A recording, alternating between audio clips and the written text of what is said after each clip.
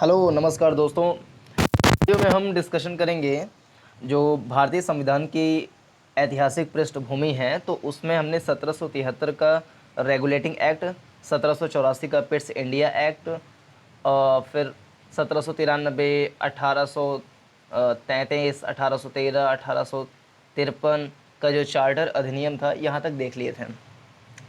तो ऐतिहासिक पृष्ठभूमि में एक तो है ईस्ट इंडिया कंपनी का शासन के अंतर्गत बने कानून। तो 1773 से 1753, 1853 के बीच में ये आए थे कुछ चार्टर। और चार्टर जो था 1793, 1813, 1833, 1853 का 4 बार, जो कि हर 20-20 साल के अंतराल पर आ रहा था। इसका मेन उद्देश्य था कि भारत में कंपनी के शासन को आगे बढ़ाया जाना है, क्योंकि ब्रिटेन से एक चार्टर के द्वारा ही ब्रिटिश ईस्ट इंडिया कंपनी को भारत में अधिकार मिला हुआ था कि वो यहाँ पर व्यापार कर सकें। तो 1794 में कंपनी का शासन मतलब कंपनी का जो एक अधिकार है व्यापार पर, वो समाप्त होने वाला था। तो ब्रिटेन की सरकार ने उसी को एक चार्टर के द्वारा 20 साल के लिए बढ़ा दिया था। तो 1813 में फिर से उसको बढ़ा दिया, 1833 में फिर से बढ़ा दिया, 1853 में फिर से चार्टर लाया गया था, लेकिन उसको 20 सालों तक बढ़ाया नहीं गया था। 1857 की क्रांति के बाद अगले साल 1858 में से जो है ताज का शासन यानी क्राउन का जो शासन है वो प्रारंभ हो गया था। तो इस वीडियो में हम वही देखेंगे कि 1858 से लेकर के 1943 तक में भारत के संविधान में क्या बातें ऐतिहासिक पृष्ठभूमि के रूप में देखी जा सकती हैं। तो 1858 का भारत शासन अधिनियम, ये जो है कहा जाता है भारत शासन अधिनियम, 1858 का भारत शासन अधिनियम कहा जाता है इसको। तो इस महत्वपूर्ण कानून का निर्माण 1857 के विद्रोह के बाद किया गया था, जिसे भारत का प्रथम स्वतंत्रता संग्राम या सिपाही विद्रोह भी कहा जाता है। भारत के शासन को अच्छा बनाने वाला अधिनियम नाम के प्रसिद्ध इस कानून ने ईस्ट इंडिया कंपनी को समाप्त कर दिया और गवर्नरों, क्षेत्रों और राजस्व संबंधी शक्तियां ब्रिटिश राजशाही को हस्तांतरित कर दी गई। तो क्या क्या शक्तियां समाप्त कर दी गई थी? तो गवर्नरों, क्षेत्रों और राजस्व संबंधी शक्तियां ब्रिटिश राजशाही को हस्तांतरित कर दी ये। और 1858 का भारत शासन अधिनियम, इसको भारत के शासन को अच्छा बनाने वाला अधिनियम भी कहा जाता है। तो भारत के शासन को अच्छा बनाने वाला अधिनियम नाम से प्रसिद्ध है 1858 का भारत शासन अधिनियम। कभी प्रीलिम्स में ऐसा क्वेश्चन पूछ लें कि भारत के शासन को अच्छा बनाने वाला अधिनियम नाम से प्रसिद्ध कानून था, तो इसका सही आंसर है 1858 का भारत शासन अधिनियम। तो इस अधिनियम की प्रमुख विशेषताएं क्या थीं?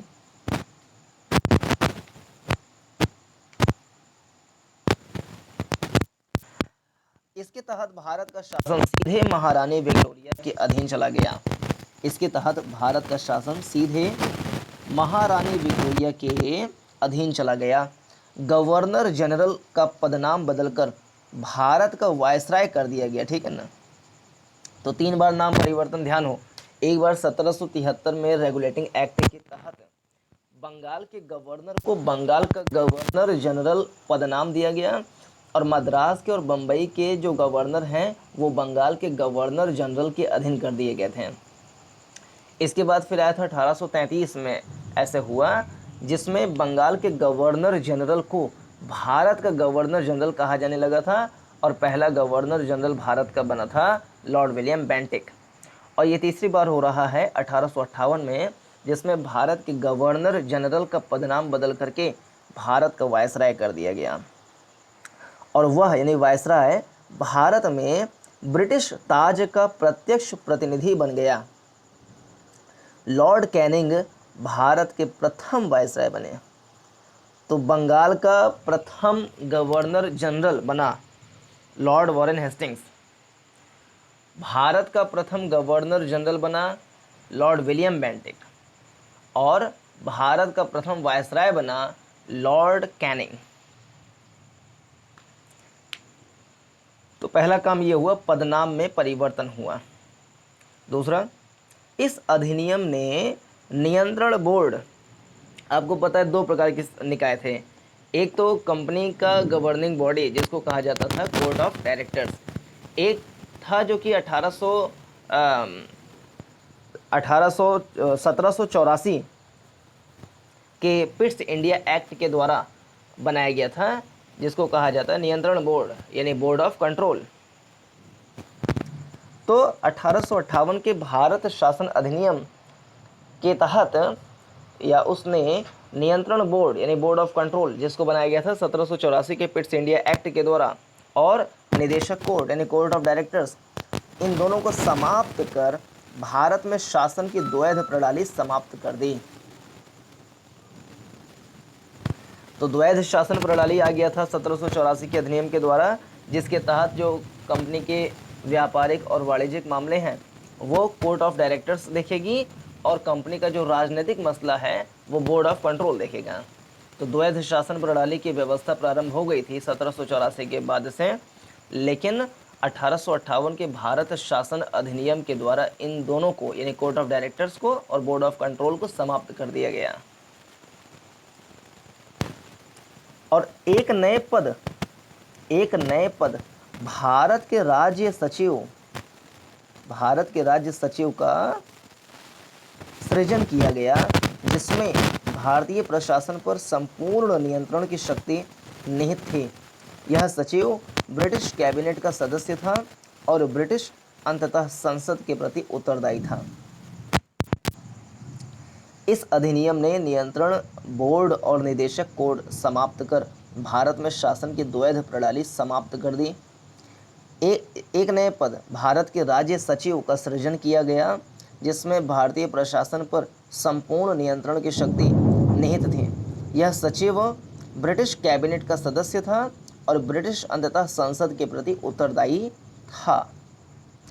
तो कुल मिलाकर के पहला नाम परिवर्तन हुआ और दूसरा कोर्ट ऑफ डायरेक्टर्स और बोर्ड ऑफ कंट्रोल की शक्ति को समाप्त कर दिया गया। इसके स्थान पर एक नया पद बनाया गया, भारत का राज्य सचिव।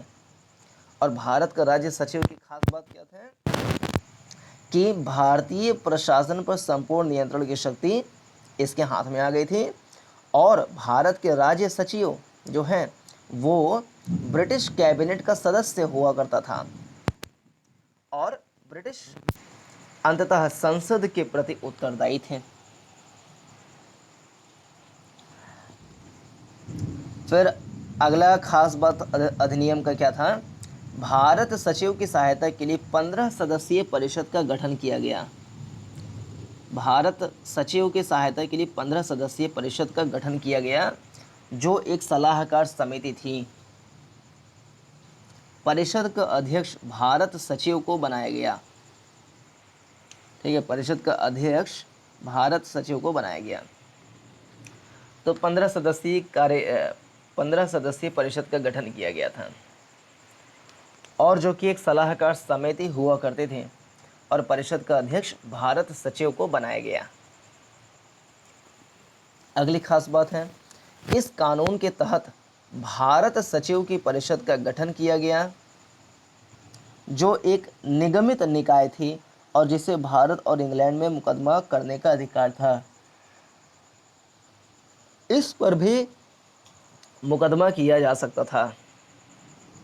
तो इस कानून के तहत भारत सचिव की परिषद का गठन किया गया, जो एक निगमित निकाय थी और जिसे भारत और इंग्लैंड में मुकदमा करने का अधिकार था। इस पर भी मुकदमा किया जा सकता था। ठीक है, 1858 के कानून का प्रमुख उद्देश्य प्रशासनिक मशीनरी में सुधार था, जिसके माध्यम से इंग्लैंड में भारतीय सरकार का अधीक्षण और उसका नियंत्रण हो सकता था। इसने भारत में प्रचलित शासन प्रणाली में कोई विशेष परिवर्तन नहीं किया। तो ये सिंपल सी बात है, कुल मिलाकर के पद का नाम चेंज किया गया, बंगाल के भारत के गवर्नर जनरल को भारत का वायसराय कहा जाने लगा। लॉर्ड कैनिंग पहला वायसराय बन गया। दूसरा, जो 1784 के तहत बोर्ड ऑफ कंट्रोल की स्थापना किया गया था, यानी कि द्वैध शासन प्रणाली की स्थापना हो गया था, जिसके तहत कंपनी के व्यापारिक और वाणिज्यिक मामलों का नियमन किया जाना था कोर्ट ऑफ डायरेक्टर्स को, जो कि एक गवर्निंग बॉडी थी। और बोर्ड ऑफ कंट्रोल के द्वारा जो है वो कंपनी के जो राजनीतिक मसले हैं वो देखा जाना था ब्रिटिश पार्लियामेंट के द्वारा। लेकिन इन दोनों को समाप्त कर दिया गया और भारत के राज्य सचिव नाम का पद बनाया गया, जो कि ब्रिटिश पार्लियामेंट या ब्रिटेन का कैबिनेट मंत्री हुआ करता था, जो वहाँ की संसद के प्रति उत्तरदायी होता था। और इसकी सहायता के लिए 15 सदस्यीय कार्यकारी परिषद का गठन किया गया था, जिसका अध्यक्ष भारत के राज्य सचिव हुआ करते थे। तो ये चीज़ है 1858 का अधिनियम की मुख्य बातें। फिर इसके 3 साल बाद 1861 में, फिर 1892 में और फिर 1909 के भारत परिषद अधिनियम, इसको कहा जाता है भारत परिषद अधिनियम। तो चार्टर अधिनियम 1793, 1813, 33, 1853 ये रहे थे। और भारत शासन अधिनियम 1858 है, लेकिन इसके बाद 1861, 1892 और 1909 इन तीनों को कहा जाता है भारत परिषद अधिनियम। तो 1857 की महान क्रांति के बाद, ये देखिए यहाँ पे 1861 की बात चलेगी अभी। 1857 की महान क्रांति के बाद ब्रिटिश सरकार ने महसूस किया कि भारत में शासन चलाने के लिए भारतीयों का सहयोग लेना आवश्यक है। इस सहयोग नीति के तहत ब्रिटिश संसद ने 1861, 1892 और 1909 में 3 नए अधिनियम पारित किए। 1861 का भारत परिषद अधिनियम भारतीय संवैधानिक और राजनीतिक इतिहास में एक महत्वपूर्ण अधिनियम था। ठीक है, तो 1861, 1892 और 1909 का भारत परिषद अधिनियम को लाने का मेन उद्देश्य क्या था? भारतीयों का सहयोग लेना, क्योंकि इन्हें पता चल गया था कि भारतीयों के सहयोग के बिना हम सही प्रकार से भारत में शासन नहीं कर सकते हैं।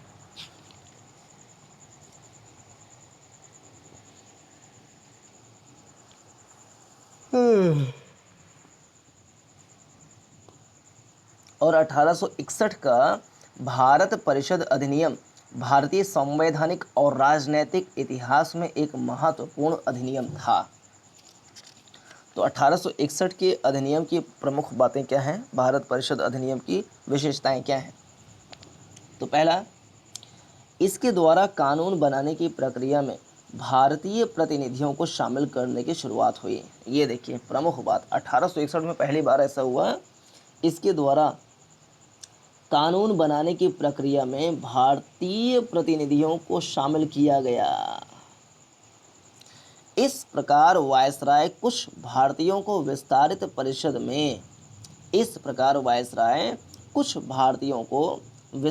परिषद में गैर सरकारी सदस्यों के रूप में नामांकित कर सकता था।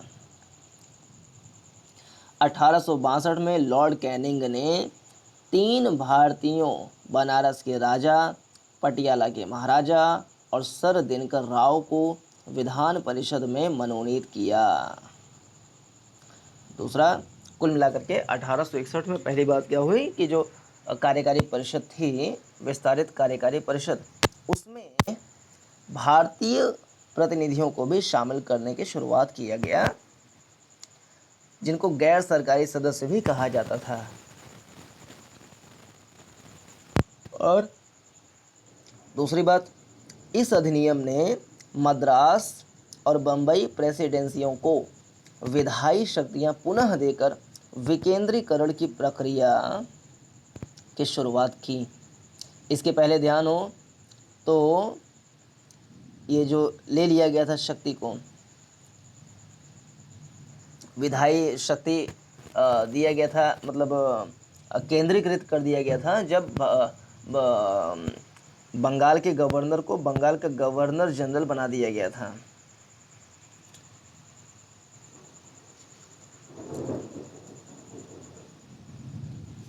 लेकिन इस 1861 के अधिनियम के द्वारा मद्रास और बम्बई प्रेसिडेंसियों को विधायी शक्तियां पुनः देकर विकेंद्रीकरण की प्रक्रिया की शुरुआत की। इस प्रकार इस अधिनियम ने रेगुलेटिंग एक्ट 1773 द्वारा शुरू हुई केंद्रीयकरण की प्रवृत्ति को उलट दिया। ठीक है ना, 1773 का जो रेगुलेटिंग एक्ट था उसमें क्या था, केंद्रीयकरण की प्रवृत्ति थी, उसको उलट दिया। और ध्यान एकदम अच्छे से कंठस्थ कि 1861 का भारत परिषद अधिनियम की प्रमुख विशेषता में पहला तो यही था कि विस्तारित कार्यकारी परिषद में भारतीयों को भी प्रतिनिधित्व मिले और इनको गैर सरकारी सदस्य कहा जाता था। और दूसरी बात यह कि विकेंद्रीकरण की प्रक्रिया को प्रारंभ किया गया था क्योंकि 1773 के रेगुलेटिंग एक्ट के द्वारा केंद्रीकरण की प्रवृत्ति को अपनाया गया था, जिसको 1861 के भारत परिषद अधिनियम के द्वारा विकेंद्रीकरण की नीति के तहत परिवर्तित कर दिया गया।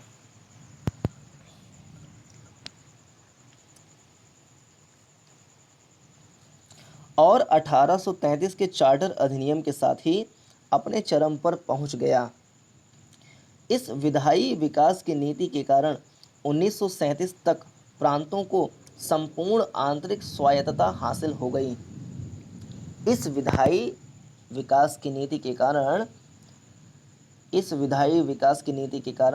1937 तक प्रांतों को संपूर्ण आंतरिक स्वायत्तता हासिल हो गई थी। तो ये पहला विकेंद्रीकरण की प्रक्रिया। ठीक है, अच्छा, विकेंद्रीकरण की प्रक्रिया को क्यों, क्योंकि आपको पता है कि 1861, 1892, 1909 इन तीनों भारत परिषद अधिनियम का मेन उद्देश्य क्या है, भारतीयों का सहयोग प्राप्त करना। अगर ये की पॉइंट ध्यान रहेगा तो जो भी डेवलपमेंट हो रही है उसके पीछे का हम कारण समझ सकेंगे और उसको सही से हम रिकॉल या मतलब याद कर सकेंगे।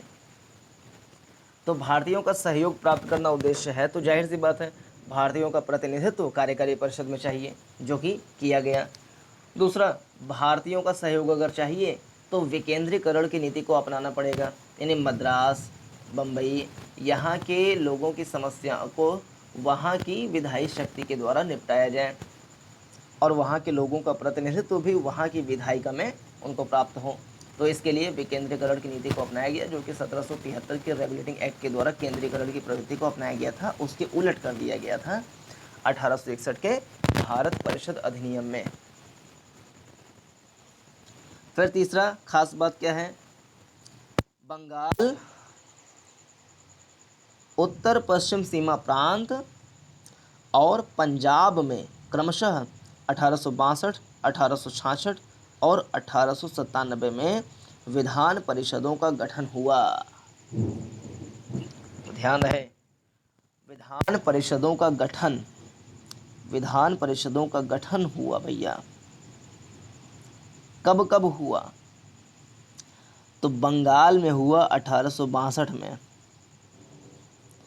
उत्तर पश्चिम सीमा प्रांत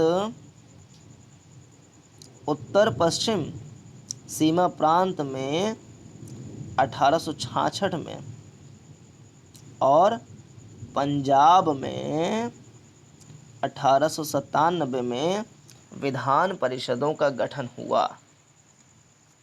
ठीक है, तो बंगाल में 1862 में, उत्तर पश्चिम सीमा प्रांत में 1866 में, पंजाब में 1897 में विधान परिषदों का गठन हुआ। याद हो गया। तो 3 स्थानों पर विधान परिषदों का गठन हुआ था। अब फिर से वही, भारतीयों का सहयोग प्राप्त करना है तो स्वायत्तता प्रदान करना पड़ेगा, विधान परिषदों को स्वायत्तता प्रदान करना पड़ेगा। तो पहले विधान परिषद तो होना चाहिए। तो विधान परिषद 3 स्थानों पर बनाए गए। एक तो बंगाल में 1862 में, मीन्स भारत परिषद अधिनियम 1861 के ठीक अगले साल 1862 में बनाया गया बंगाल, क्योंकि बंगाल पहला क्षेत्र था जहाँ पे उनकी राजधानी हुआ करती थी कलकत्ता में। तो बंगाल में पहला ही भारत परिषद अधिनियम बनाया गया 1862 में उसके बाद उत्तर पश्चिम सीमा प्रांत में 1866 में, और फिर पंजाब में 1897 में बनाया गया था विधान परिषद। ठीक है। चौथा, इसने वायसराय को परिषद में कार्य संचालन के लिए अधिक नियम और आदेश बनाने की शक्तियां प्रदान की। इसने वायसराय को परिषद में कार्य संचालन के लिए अधिक नियम और आदेश बनाने की शक्तियां प्रदान की। इसने लॉर्ड कैनिंग द्वारा 1859 में प्रारंभ की गई पोर्टफोलियो प्रणाली को भी मान्यता दी। तो वायसराय माने क्या कि ब्रिटिश पार्लियामेंट का प्रतिनिधि जो है उसको परिषद में कार्य संचालन के लिए अधिक नियम और आदेश बनाने की शक्तियां प्रदान कर दी। इसने लॉर्ड कैनिंग द्वारा 1859 में प्रारंभ की गई पोर्टफोलियो प्रणाली जो कि लॉर्ड कैनिंग ने शुरू की थी 1859 में, पोर्टफोलियो प्रणाली, उसको भी मान्यता प्रदान कर दी थी। इसके अंतर्गत वायसराय की परिषद का एक सदस्य एक या अधिक सरकारी विभागों का प्रभारी बनाया जा सकता था तथा उसे इस विभाग में काउंसिल की ओर से अंतिम आदेश पारित करने का अधिकार था। अच्छा, ये है पोर्टफोलियो प्रणाली। ये हमारे गवर्नेंस में विभाग है, मंत्रालय हैं, तो उसमें पोर्टफोलियो प्रणाली आज भी देखी जा सकती है कि जैसे कोई एक मंत्री है तो वो किसी एक या एक से ज़्यादा विभाग का मतलब हेड हो सकता है ऐसे। तो ये क्या है, पोर्टफोलियो प्रणाली। तो इसकी शुरुआत की थी लॉर्ड कैनिंग ने 1859 में। तो लॉर्ड कैनिंग द्वारा 1859 में प्रारंभ की गई पोर्टफोलियो प्रणाली को भी मान्यता दी गई थी 1861 के भारत परिषद अधिनियम के द्वारा। इसके अंतर्गत वायसराय की परिषद का जो 15 सदस्यीय कार्यकारी परिषद है का एक सदस्य एक या अधिक सरकारी विभागों का प्रभारी बनाया जा सकता था तथा उसे इस विभाग में काउंसिल की ओर से अंतिम आदेश पारित करने का अधिकार भी था। पांचवा, इसने वायसराय को आपातकाल में बिना काउंसिल की संस्तुति के अध्यादेश जारी करने के लिए अधिकृत किया। ऐसे अध्यादेश की अवधि मात्र 6 माह होती थी। देखिए यहाँ पे अध्यादेश आ गया भारत में, संविधान में है अध्यादेश। आर्टिकल 123 के तहत अध्यादेश निकाल सकते हैं राष्ट्रपति अगर संसद का सत्र वगैरह ना चल रहा हो और कानून बनाना बड़ा ही महत्वपूर्ण हो गया हो, तो ऐसे में अध्यादेश को निकाला जा सकता है। तो ये 1861 के भारत परिषद अधिनियम के द्वारा देखिए क्या हुआ, इसने वायसराय को आपातकाल में बिना काउंसिल यानी परिषद की संस्तुति के अध्यादेश जारी करने के लिए अधिकृत कर दिया। ऑर्डिनेंस को जारी करने के लिए अधिकृत कर दिया। ऐसे अध्यादेश की अवधि मात्र 6 माह होती थी। ये देखिए, ये है नया डेवलपमेंट। तो फिर से 1861, 1892, 1909 इन तीनों भारत परिषद अधिनियम का मेन उद्देश्य था भारतीयों की सहायता को प्राप्त करना। इसके लिए जरूरी था कि विकेंद्रीकरण की नीति को अपनाया जाना और जो विस्तारित कार्यकारी परिषद है उसमें भारतीयों को प्रतिनिधित्व प्रदान करना। इसके अलावा 1862 में बंगाल में, 1866 में उत्तर पश्चिम सीमा प्रांत में, 1897 में पंजाब में विधान परिषदों का गठन किया गया था और फिर 1859 में लॉर्ड कैनिंग के द्वारा बनाया गया पोर्टफोलियो प्रणाली, जिसके तहत परिषद के एक सदस्य एक या एक से ज़्यादा विभाग के प्रभारी बनाए जा सकते थे, उसको मान्यता प्रदान कर दी थी।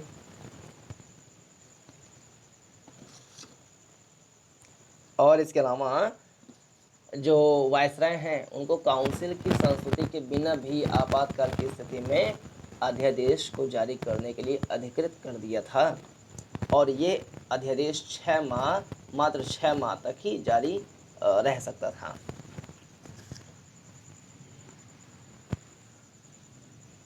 तो ये हो गया 1861 का भारत परिषद अधिनियम। अब आते हैं भारतीय संविधान के इतिहास में भारत परिषद अधिनियम 1892।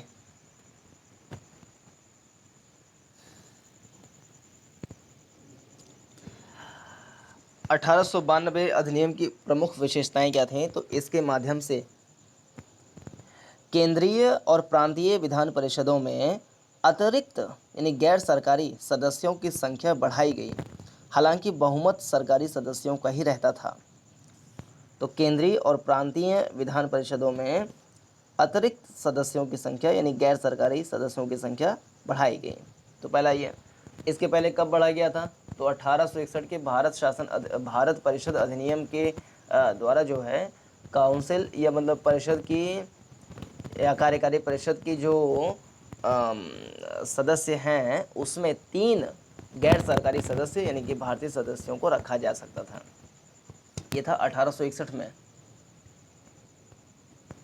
और 1892 वाले भारत परिषद अधिनियम में इसको और ज़्यादा संख्या कर दिया गया कि जो स्थानीय मतलब जो क्षेत्रीय विधान परिषद हैं या प्रांतीय जो विधान परिषद हैं और केंद्रीय विधान परिषद दोनों में गैर सरकारी सदस्य अर्थात भारतीय सदस्यों की संख्या को और ज़्यादा बढ़ाया गया, क्योंकि ध्येय क्या भाई? भारतीयों की मदद प्राप्त करना।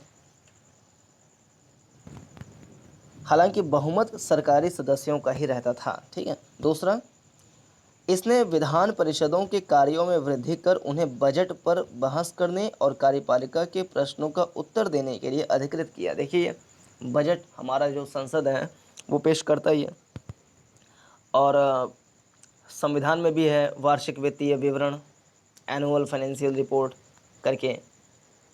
तो 112 में, आर्टिकल 112 में है शायद। तो बजट बनाने का अधिकार है भारत की सरकार को संसद में। तो संवैधानिक विकास का चरण एक यहाँ से हम देख सकते हैं। और ध्यान हो, एक 1833 का जो चार्टर अधिनियम था उसके तहत मिशनरियों को, ईसाई मिशनरियों को भारत में अपने धर्म का प्रचार करने की अनुमति प्रदान कर दी थी।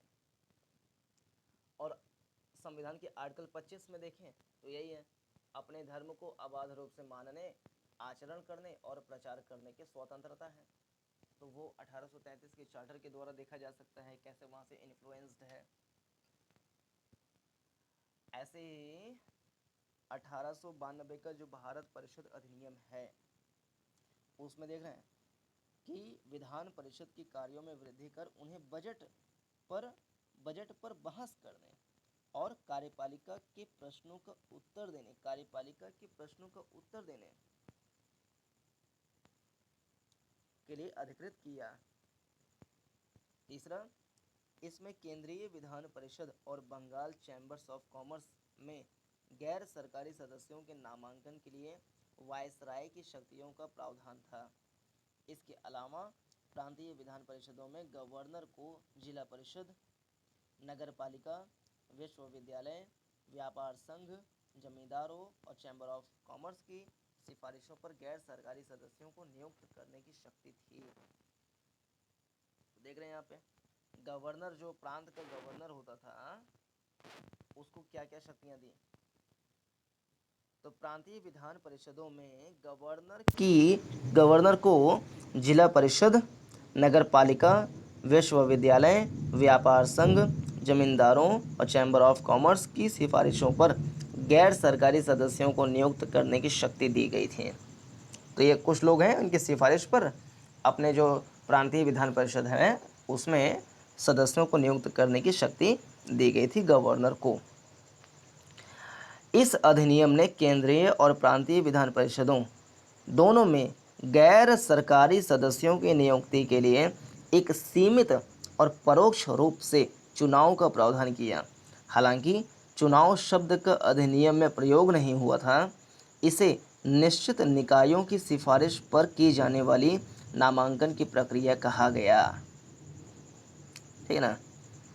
केंद्रीय और प्रांतीय विधान परिषदों दोनों में गैर सरकारी सदस्यों की नियुक्ति के लिए एक सीमित और परोक्ष रूप से चुनाव का प्रावधान किया गया। सीमित और जनता के द्वारा नहीं बल्कि परोक्ष रूप से, क्योंकि सिफारिशों के आधार पर था कि गवर्नर जो है सिफारिशों के आधार पर नियुक्त करेगा गैर सरकारी सदस्यों को। और सिफारिशें किसकी?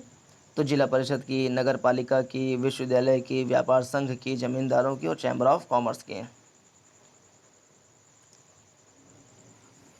इसीलिए इसे निश्चित निकायों की सिफारिश पर की जाने वाली नामांकन की प्रक्रिया कहा गया। फिर आता है 1909 का भारत परिषद अधिनियम। इसको मार्लेमेंटो सुधार के नाम से भी जाना जाता है। तो इस अधिनियम को मार्लेमेंटो सुधार के नाम से भी जाना जाता है। क्यों? क्योंकि उस समय लॉर्ड मार्ले इंग्लैंड में भारत के राज्य सचिव थे और लॉर्ड मिंटो भारत में वायसराय थे। ध्यान रहे, मार्लेमेंटो सुधार क्यों? क्योंकि लॉर्ड मार्ले जो हैं वो इंग्लैंड में भारत के राज्य सचिव थे। और भारत के राज्य सचिव का पद कब आया था? तो 1858 के भारत शासन अधिनियम के तहत बोर्ड ऑफ कंट्रोल और कोर्ट ऑफ डायरेक्टर्स को समाप्त कर दिया गया था और उसके स्थान पर भारत के राज्य सचिव पद का सृजन किया गया था, जो ब्रिटेन की पार्लियामेंट का कैबिनेट स्तर का मंत्री हुआ करता था, जो वहाँ की संसद के प्रति उत्तरदायी था, रिस्पॉन्सिबल था। वही भारत के राज्य सचिव जो हैं हुआ करते थे लॉर्ड मार्ले। और लॉर्ड मिंटो भारत के वायसराय थे। और भारत के वायसराय कैसे बने? तो वही 1858 का भारत शासन अधिनियम के तहत भारत के गवर्नर जनरल का पदनाम हटा करके भारत का वायसराय रखा गया और पहला वायसराय बना लॉर्ड कैनिंग। बंगाल का प्रथम गवर्नर जनरल बना था लॉर्ड विलियम हेस्टिंग्स। भारत का प्रथम गवर्नर जनरल बना था lord William Bentinck. Lord Warren Hasting है वो, अगर मैं विलियम बोल दिया हूँ तो। फिर 1858 में भारत का प्रथम वायसराय बना था लॉर्ड कैनिंग। और 1909 के भारत परिषद अधिनियम को मार्लेमेंटो सुधार के नाम से भी जाना जाता है, क्योंकि लॉर्ड मार्ले उस समय इंग्लैंड में भारत के राज्य सचिव थे और मिंटो जो है वो भारत के वायसराय थे।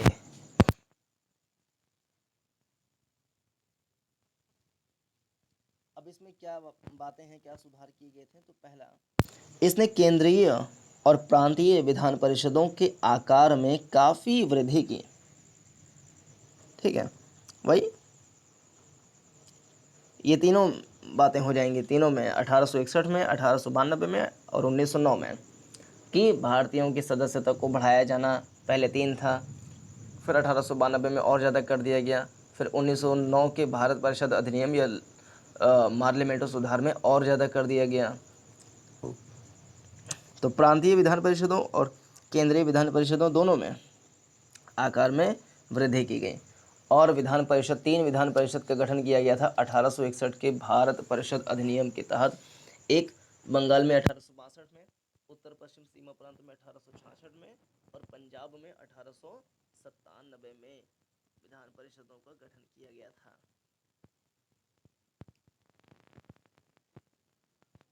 और केंद्रीय और मतलब प्रांतीय विधान परिषदों को स्वायत्तता या द्वैध शासन प्रणाली को समाप्त करना, ये क्रियाकलाप हुआ था कब? तो ये क्रियाकलाप कब हो सकता है? जब स्वायत्तता प्रदान की जाए स्थानीय स्तर पर, अर्थात 1861 के भारत परिषद अधिनियम में ही प्रांतीय स्वायत्तता को मजबूती प्रदान की गई थी। और 1858 के भारत शासन अधिनियम के तहत जो है वो उसमें भी कई सारे काम किए गए थे। जो केंद्रीकरण की नीति है वो अपनाई गई थी 1773 के रेगुलेटिंग एक्ट में, लेकिन 1800 61 के भारत परिषद अधिनियम में विकेंद्रीकरण की नीति को अपनाया गया था, यानी कि डिसेंट्रलाइजेशन की पॉलिसी को अपनाया गया था।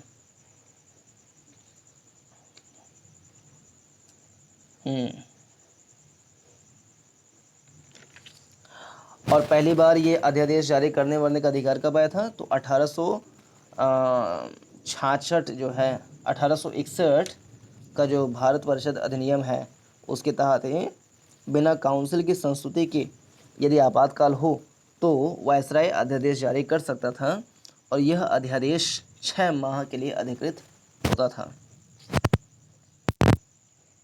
सारी एकदम फैक्चुअल बातें हैं, इसको कई बार रटना पड़ेगा तब जाके याद होगा।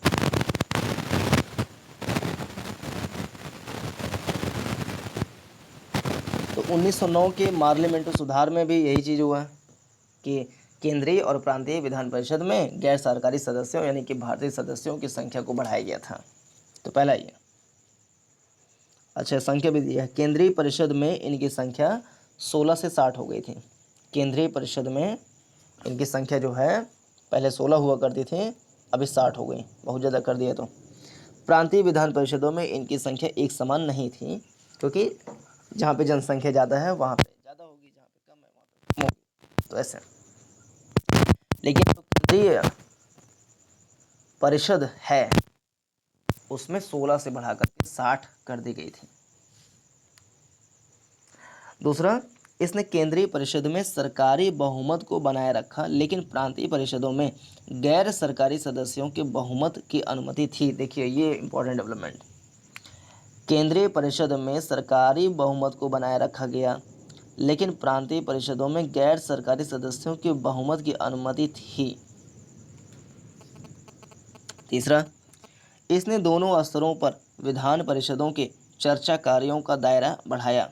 उदाहरण के तौर पर अनुपूरक प्रश्न पूछना, ये सारे जो हैं अभी भी संसद में चलते हैं, अनुपूरक प्रश्न पूछना, बजट पर संकल्प रखना, तो ये सारे विधान परिषदों के चर्चा कार्यों का दायरा बढ़ाया गया।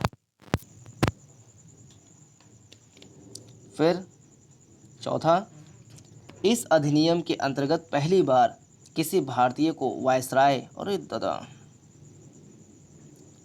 इस अधिनियम के अंतर्गत पहली बार किसी भारतीय को वायसराय और गवर्नर की कार्य परिषद के साथ एसोसिएशन बनाने का प्रावधान किया गया। अच्छा, ये होगा।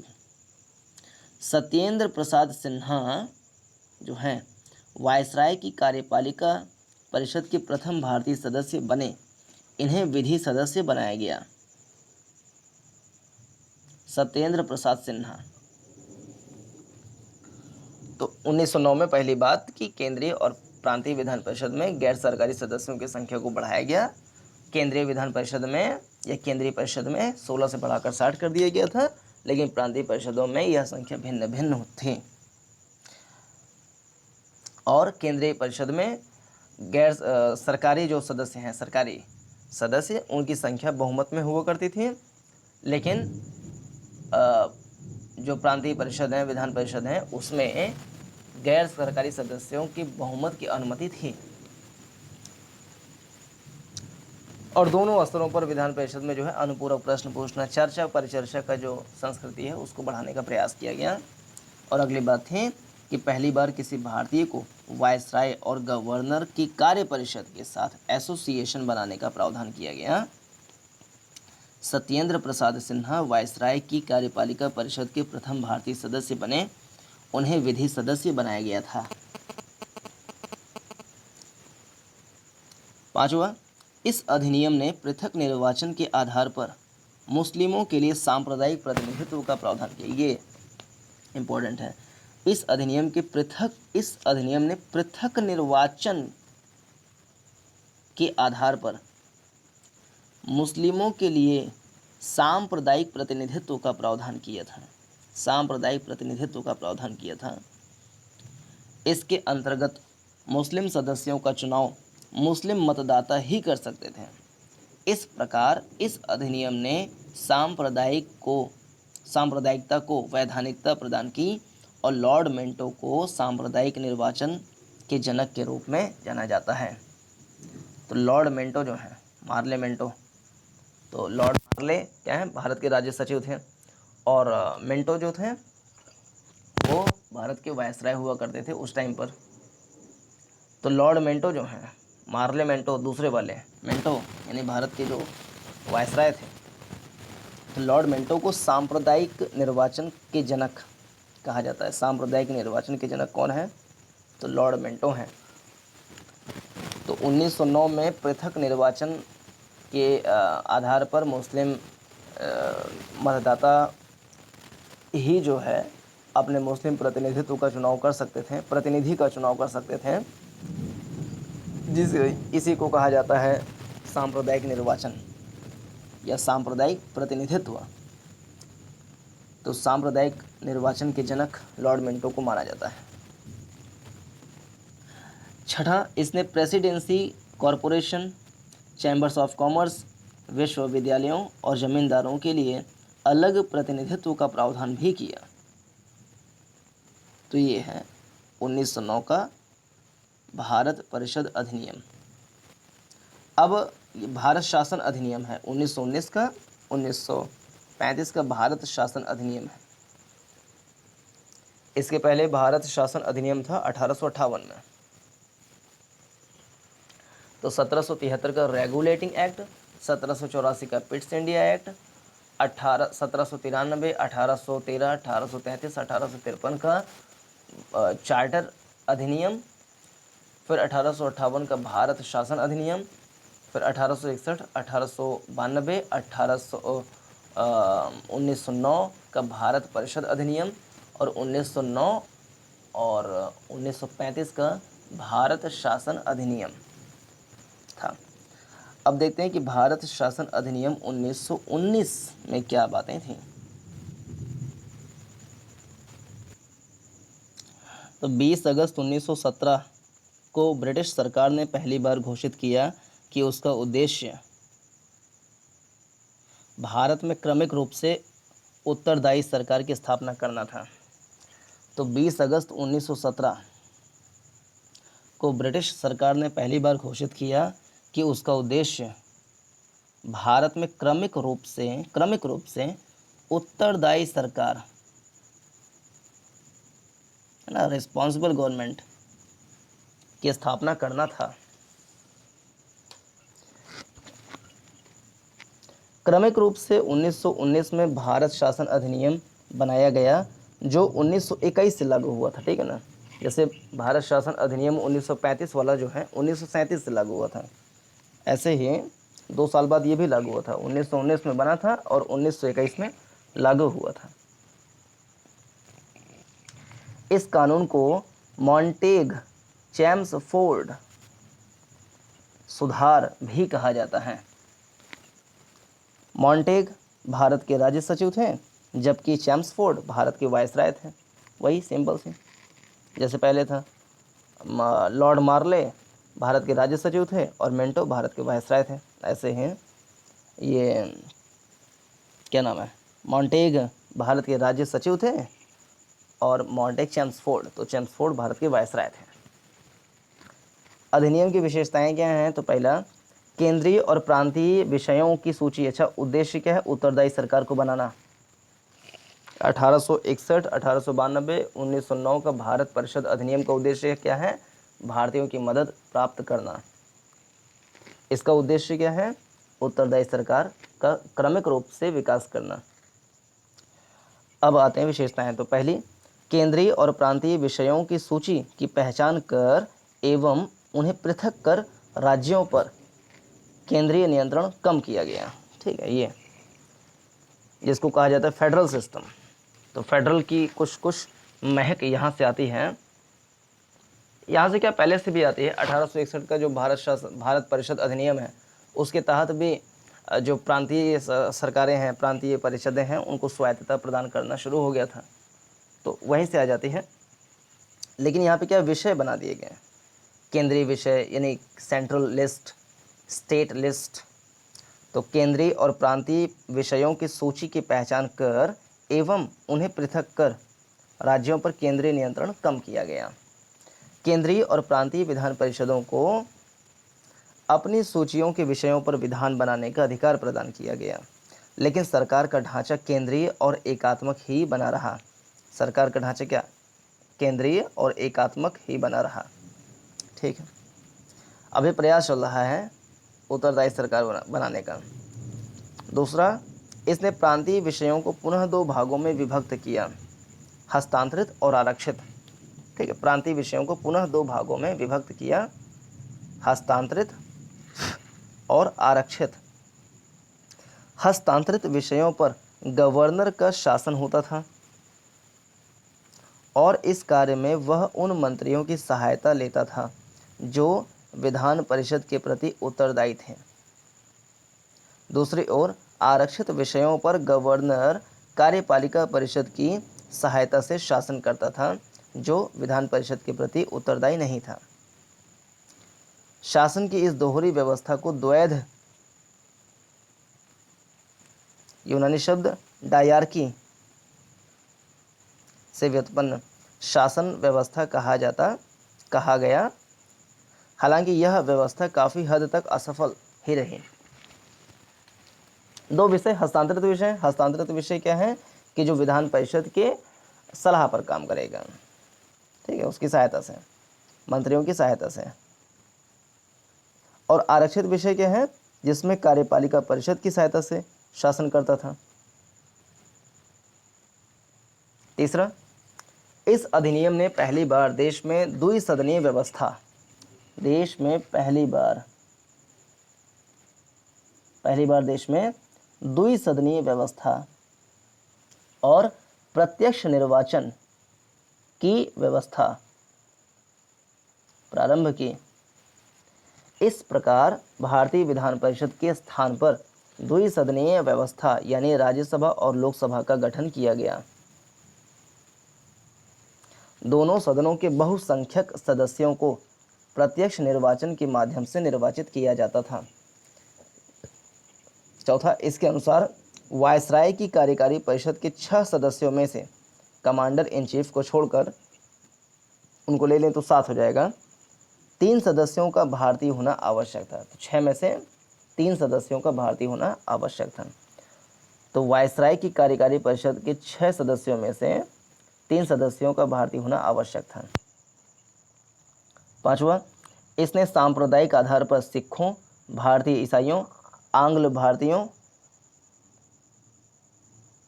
और यूरोपियों के लिए भी पृथक निर्वाचन के सिद्धांत को विस्तारित कर दिया।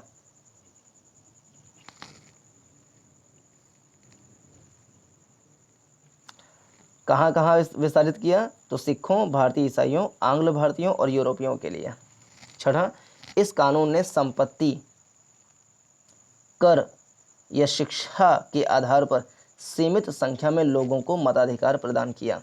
तो संपत्ति का आधार बनाया गया, कर का आधार बनाया गया और शिक्षा का आधार बनाया गया। तो संपत्ति, कर और शिक्षा के आधार पर सीमित संख्या में लोगों को मताधिकार प्रदान किया। सातवां, इस कानून ने लंदन में भारत के उच्चायुक्त के कार्यालय का सृजन किया और अब तक भारत सचिव द्वारा किए जा रहे कुछ कार्यों को उच्चायुक्त को स्थानांतरित कर दिया गया। आठवां, इससे एक लोक सेवा आयोग का गठन किया गया। एक लोक सेवा आयोग का गठन किया गया। अतः 1926 में सिविल सेवकों की भर्ती के लिए केंद्रीय लोक सेवा आयोग का गठन किया गया। अभी क्या, संघ लोक सेवा आयोग जो है, जो आर्टिकल 312 के तहत गठित होता है, संवैधानिक संस्था है, यूपीएससी। तो केंद्रीय लोक सेवा आयोग का गठन हुआ था 1926 में। नौवां, इसने पहली बार केंद्रीय बजट को राज्यों के बजट से अलग कर दिया। पहली बार केंद्रीय बजट को राज्यों के बजट से अलग कर दिया और राज्य विधानसभाओं को अपना बजट स्वयं बनाने के लिए अधिकृत कर दिया।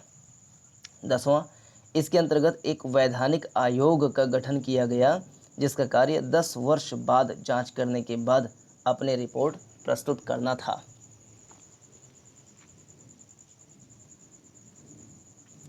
अब आता है साइमन आयोग, साइमन कमीशन।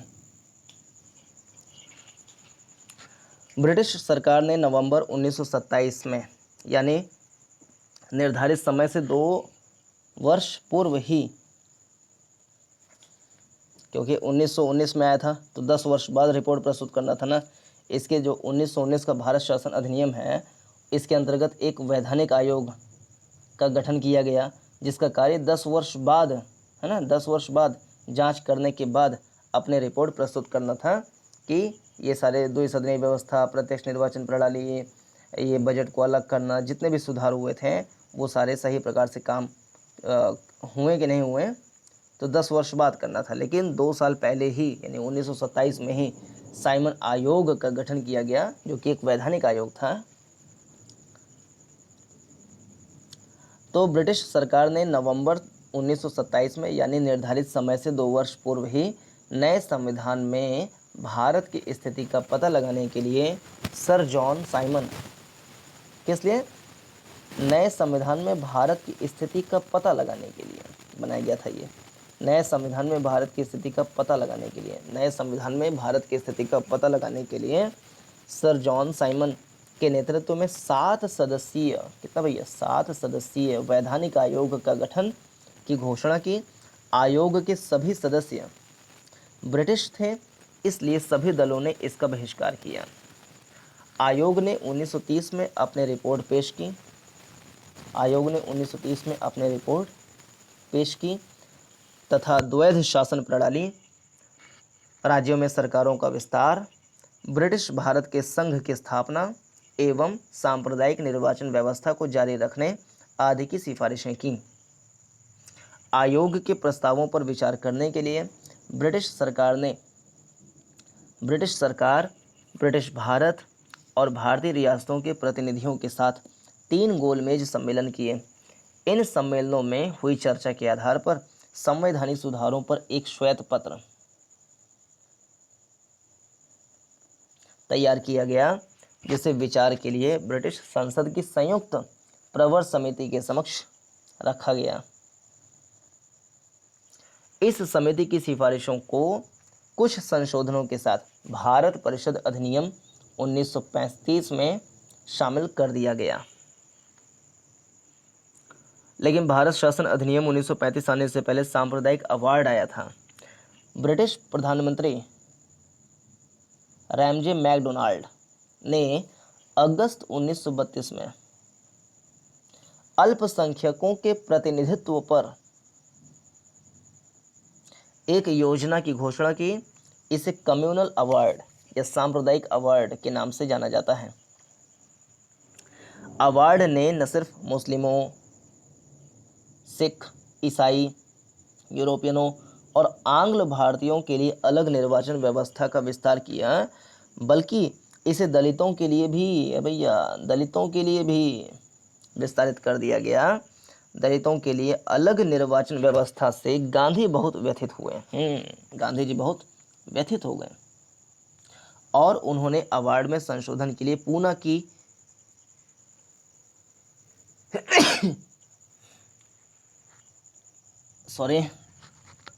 पूना की यरवदा, है ना, कहाँ भैया, गांधी बहुत व्यथित हुए और उन्होंने अवार्ड में संशोधन के लिए पूना की यरवदा जेल में अनशन प्रारंभ कर दिया। अंततः कांग्रेस नेताओं और दलित नेताओं के बीच एक समझौता हुआ, जिसे पूना समझौता के नाम से जाना गया। इसमें संयुक्त हिंदू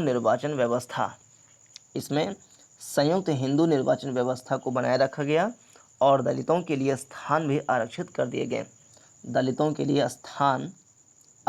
दिए गए। यह सांप्रदायिक अवार्ड किसने लाया? ब्रिटिश प्रधानमंत्री रैमजे मैकडोनाल्ड ने लाया। कब लाया? तो अगस्त 1932 में लाया। क्या था इसमें? अल्पसंख्यकों का प्रतिनिधित्व था इसमें। कौन है अल्पसंख्यक? तो मुस्लिम, सिख, ईसाई, यूरोपियन, आंग्ल भारतीय और दलित के निर्वाचन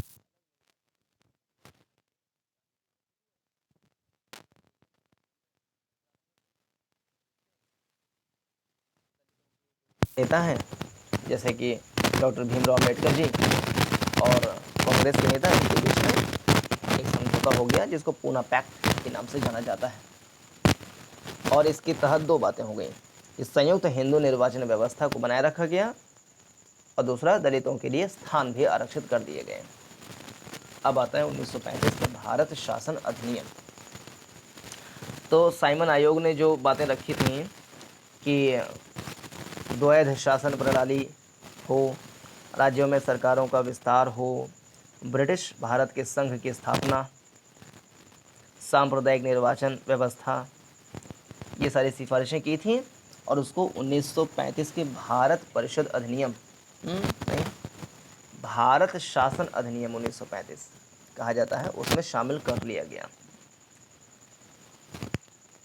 तो भारत शासन अधिनियम जो है वो फेडरलिज्म या फेडरलिस्टिक जो वैल्यूज़ हैं उससे संबंधित काफ़ी सारी बातें करता है और इस साल यूपीएससी ने ये क्वेश्चन भी पूछ चुका है। 1935 का भारत शासन अधिनियम किस हद तक संघात्मक व्यवस्था को लागू कर पाने में सक्षम था, ये ऐसे करके क्वेश्चन आ भी चुका है।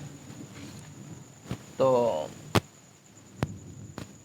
ये जो है भारत शासन अधिनियम, इसको हम देखेंगे नेक्स्ट वीडियो में, भारत शासन अधिनियम, फिर भारतीय स्वतंत्रता अधिनियम 1947, ये दो मुद्दे जो हैं उसको देखेंगे नेक्स्ट वीडियो में।